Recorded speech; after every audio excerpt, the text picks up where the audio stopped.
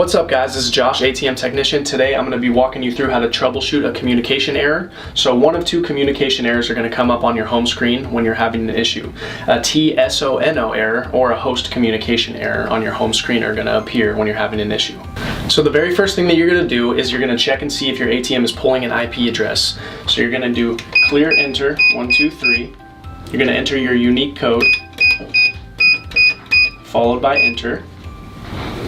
Then you're going to hit the button that says config, and then you're going to hit the TCP/IP set and the ATM IP button. And if there's no IP that appears on this screen, the next step is to open up your top cabinet, and you're going to want to ensure that your Ethernet cord is both plugged into the ATM side and the router side.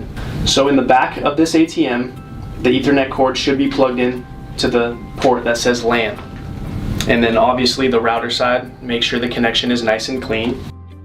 So once you've ensured that the Ethernet cord is plugged in both ends, both on the ATM and the router correctly, and you're still not pulling an IP address through your ATM, there could be one of three issues. Either a dysfunctional Ethernet cord, a problem with your internet service, or something wrong with the programming of your ATM.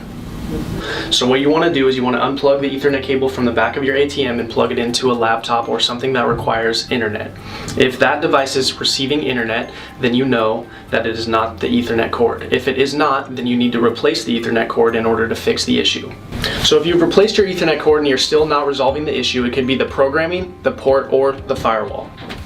In the case of programming, one of three things could be incorrect: host IP, communication settings, or encryption keys. So if it is not a problem with your Ethernet cord or your programming, it's most likely a problem with your router. Whether you are on a wireless router or a wired router, what I want you to do is to restart your router.